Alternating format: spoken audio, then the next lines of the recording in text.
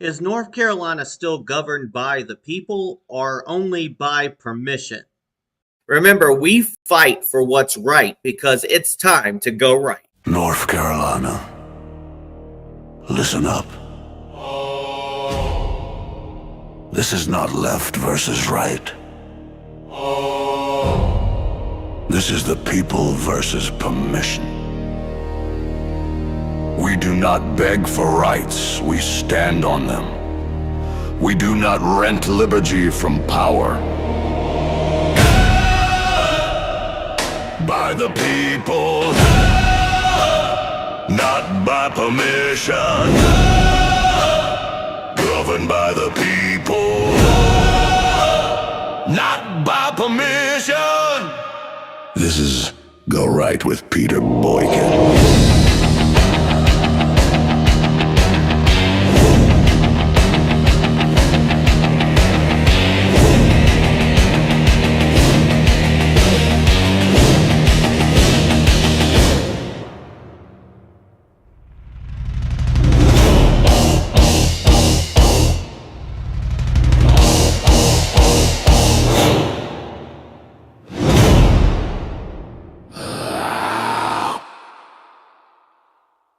This is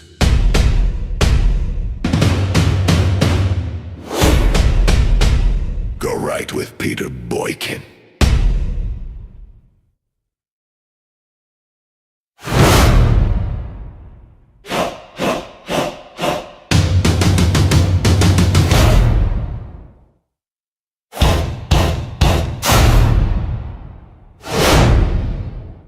Is North Carolina still governed by the people or only by permission?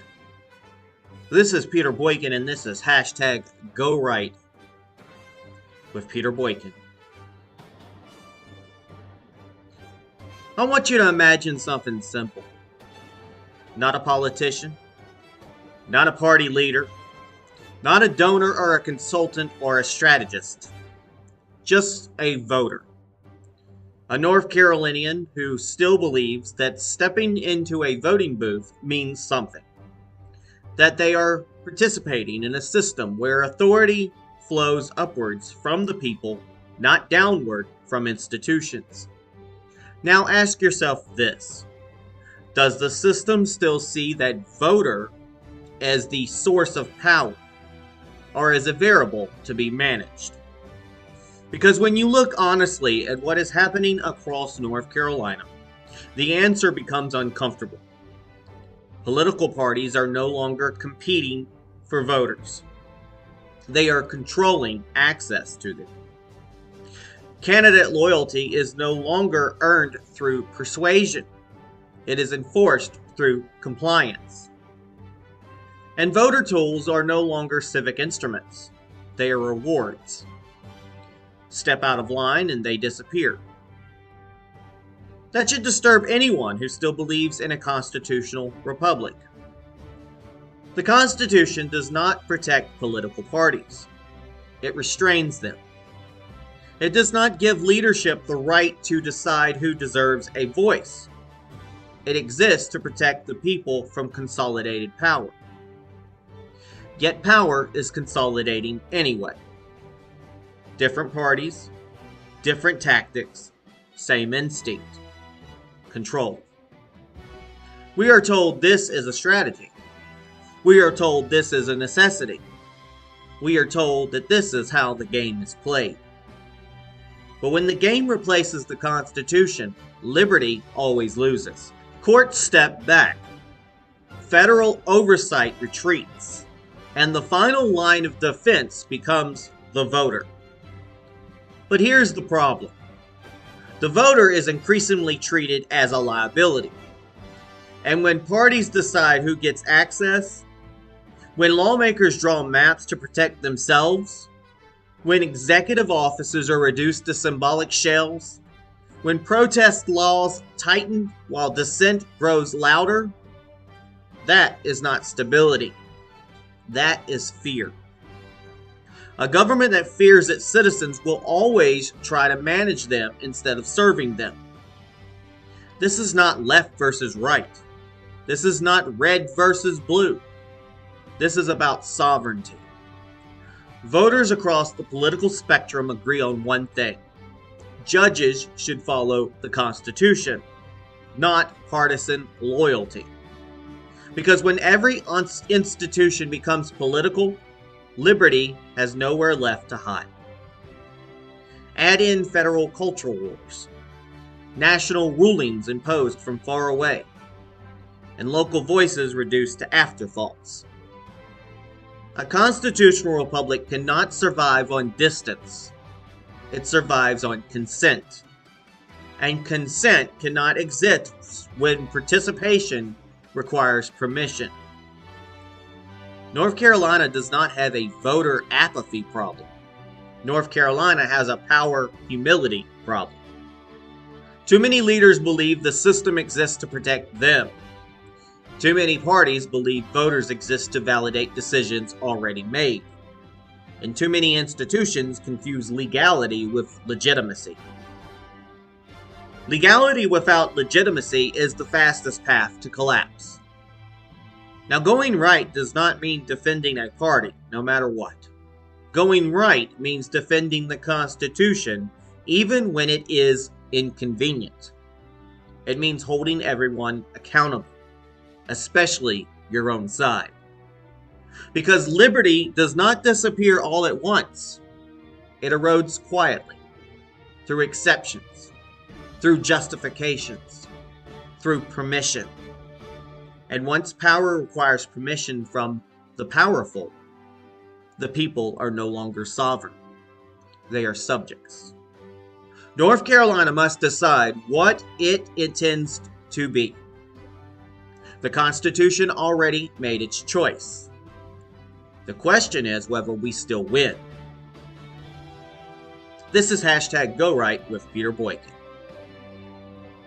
You can check out more at GoRightNews.com, GoRightNC.com, on Rumble at GoRight News, Spreaker, Spotify, Apple, Amazon, YouTube, Gab, Truth Social, TikTok, Facebook, Parler, X, and probably more that I forgot about. Support independent constitutional journalism at Cash App, $GoRight News. I'm a constitutional liberty, and I examined the North Carolina politics. Thanks for tuning in.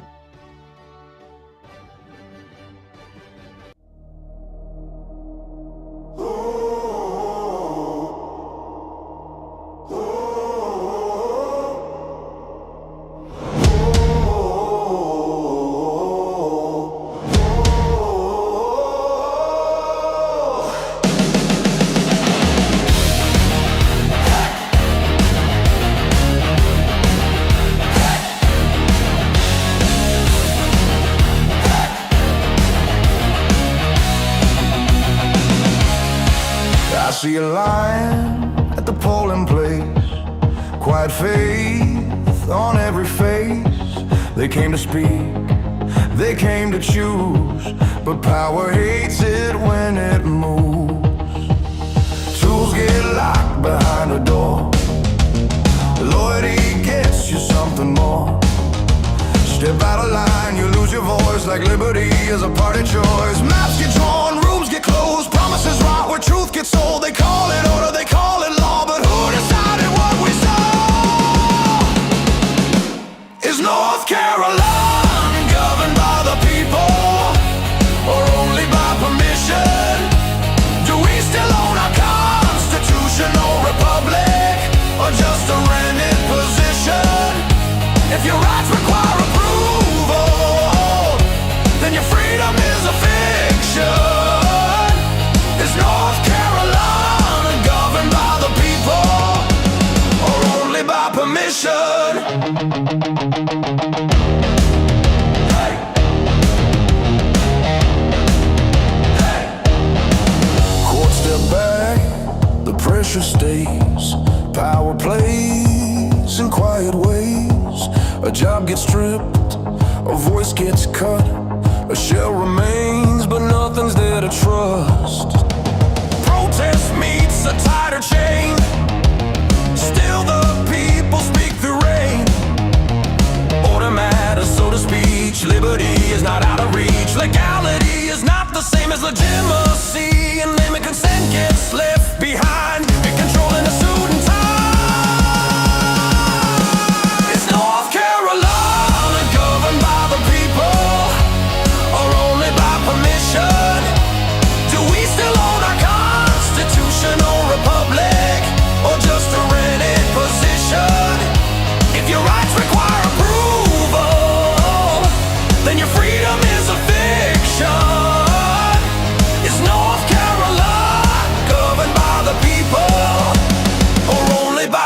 permission. Going right is not defending a party no matter what. Going right is defending the Constitution even when it is inconvenient. Hold your side accountable, especially your side. No permission slips for rights. No closed doors for the light. No more silence, no more spin. Let the people back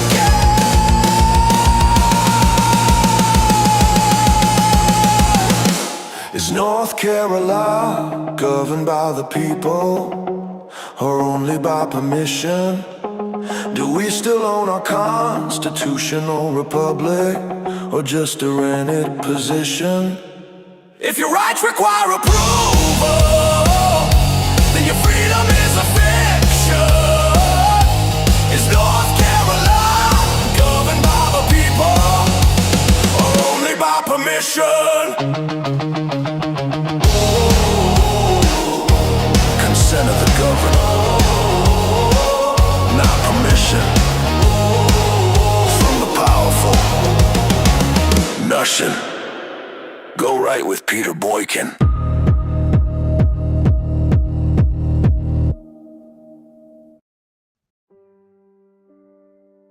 Are North Carolina voters losing power while parties consolidate control? Welcome back to Go Right News, and this is a Go Right NC segment. I am your host, Peter Boykin, and this is hashtag Go Right with Peter Boykin. Picture a North Carolina voter standing in line at a polling place. They believe their vote still matters. They assume the system exists to serve the people, not the other way around. But behind the scenes, party leadership, legal maneuvering, and institutional gatekeeping are quietly reshaping who gets heard and who gets sidelined. This is not about left versus right.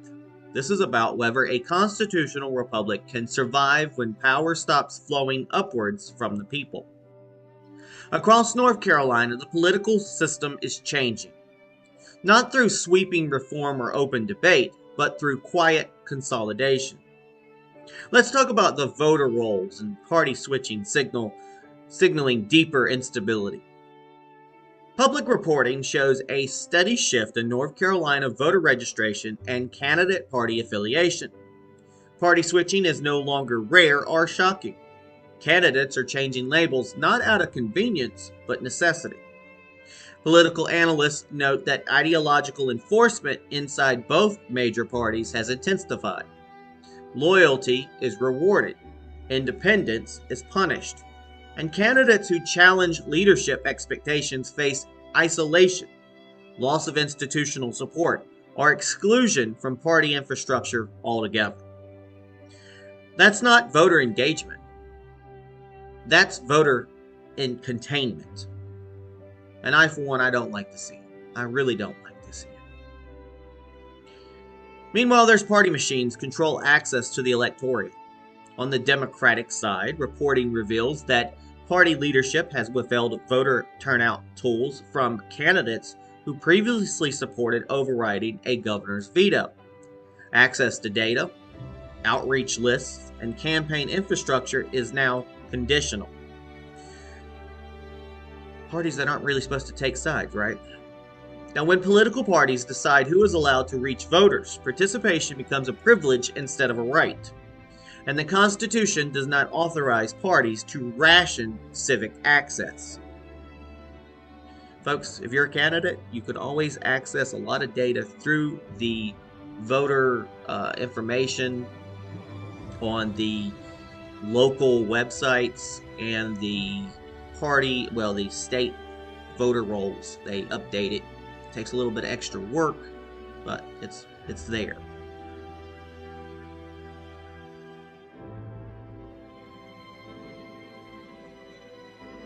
Now let's move on to Republican power structures who face their own test. While left-leaning outlets frame Republican leadership as fearful for voters, the underlying issue deserves serious attention. Gerrymandering, legislative maneuvering, and leadership consolidation have become permanent features of modern governance. Even when legal, power preservation without accountability corrodes trust. And conservative governance is supposed to be rooted in consent, not insulation. Meanwhile, the courts retreat as state authority expands. Federal courts have declined to intervene in North Carolina's congressional maps, leaving redistricting squarely in the hands of state lawmakers. Lawsuits challenging the maps were withdrawn after judges refused to issue injunctions. Now, this places enormous responsibility back to where it belongs, with the voters. When courts step back, elections become the final safeguard. I can agree with that. In the past, they have let outsiders end up deciding our congressional maps. And in reality, your people you elect local into Congress are the ones who are supposed to create the maps. But they should be creating it with openness and with input by us, the citizens. Not just because people voted for them, but still openness to hear from the public. And voters agree on judicial restraint. Polling shows strong bipartisan agreement that judges should rule based on the Constitution rather than partisan loyalty. In a divided state such as North Carolina, this consensus is striking. North Carolinians understand that activist courts may feel satisfying in the short term, but they undermine liberty in the long run. This goes for conservative or liberal courts. Judges should be able to judge impartially without partisanship. Which comes to executive authority under pressure. Tensions between the Attorney General's office and legislative leadership reflect a deeper struggle over institutional power. Threats to strip authority away from executive offices turn checks and balances into political leverage. An office hollowed out for political convenience serves no one except those who benefit from unaccountable power. That is one issue that I see in North Carolina, whether it be left or right, when they get a supermajority, which I don't believe in. They try to tend to take away power from our governor, our attorney general, our lieutenant governor. Lieutenant governor really, basically at this point, doesn't really do much, isn't really given much to do other than to run the Senate, but at the same time, they don't normally do that. Meanwhile, protest laws tighten while dissent continues. And we have a lot of protests, usually by the left here. The right wing would like to protest. I used to do a lot of so-called protests or rallies, and especially during the whole COVID situation. It's calmed down because of the Charlie Kirk issues and the violence that's been going on, etc., etc. But the left still continues to do what they do. Despite stricter protest laws, North Carolinians continue to demonstrate. Arrests have increased, lawsuits are pending. Order matters, so does free speech. And the Constitution does not require obedience to be quiet to the legitimate. And folks, though, if you're going to go out protest or rally, peaceful protest, follow the Constitution, follow the First Amendment. Meanwhile, federal cultural wars land in North Carolina. Pending Supreme Court rulings affecting Medicaid policy and gender-related medical services place North Carolina directly in the path of national cultural battles. Regardless of personal ideology, these decisions increasingly bypass local debate and community consent. The federal power grows, and the distance from the voter grows with it. Folks, that's a lot right now. Every day I get a digest of what's going on in North Carolina, and every day I'm going to try to give y'all some information about what's going on, especially in North Carolina. I do talk about all of the United States. I do talk about worldly issues, but I live in North Carolina. I've ran for multiple offices in North Carolina. I put a lot of faith in North Carolina, and so I will continue the Go Right NC initiative. You can follow and support Go Right News and Go Right NC at GoRightNC.com, GoRightNews.com, and Rumble at Go Right News, Spreaker, Spotify, Apple, Amazon, YouTube, Gab, Truth Social, TikTok, Facebook, Parler, X, etc., etc. There's so many of them every day. You can support independent constitutional journalism at Cash App, $GoRightNews. And I'm your host, the Constitutionalist for Liberty, examining North Carolina politics and world politics, exploring party control, voter access, judicial restraint, and the quiet consolidation of power. Thank you for tuning in, and I hope you enjoy my monologues and my commentary, and I will continue challenging whether the state is still governed by consent or permission. Don't forget.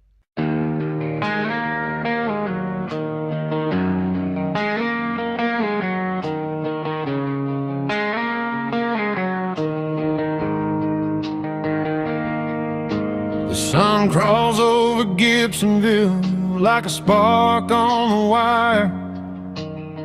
Another dawn for the workers who refuse to retire. Old mill's empty, but the spirit never left this town. And every family on these roads keeps holding the ground. Kids and school buses rolling past, the rust and the shine. Some classrooms falling apart, but they're still learning just fine. Faith and stubborn pride build every ridge and pine. You're out in Alamance County, you can feel the design. Raleigh keeps talking, but they don't see our eyes. We are the storm on the horizon, where the Carolina will rise. From the fields of snow camp to the lights of Burlington nights, we are the voice that never fades when the truth ignites. Yeah, out in Alamance, the Carolina will rise.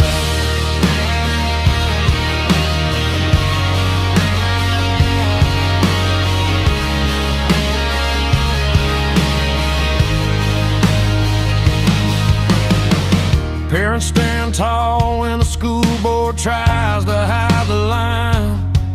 Tax fights and textbooks worn out like a decades-old sign. Sheriff badges shining out on Highway 87.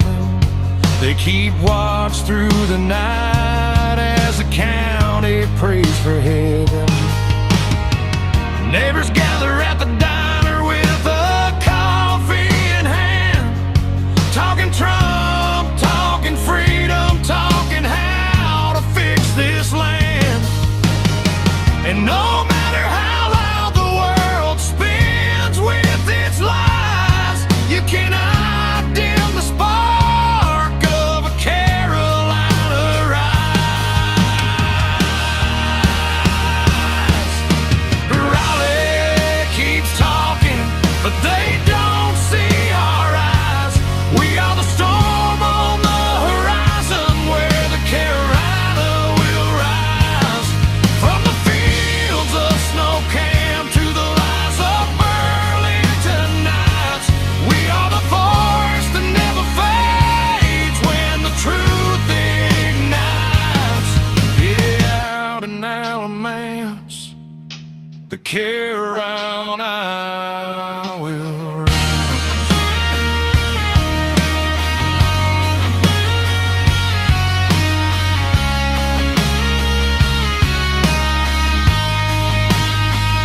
We carry fire in the stores our families kept.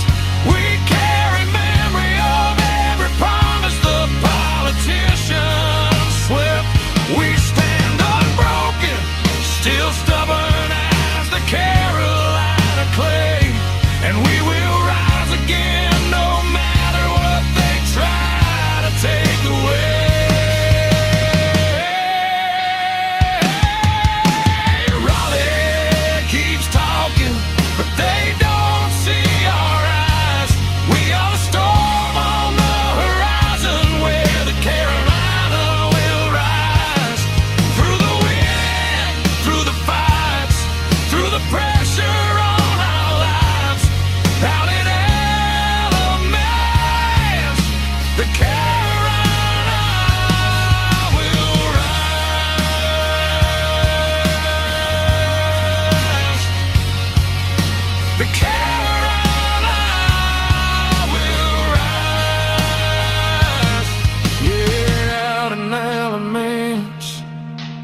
care and I will rise. To hashtag Go Right.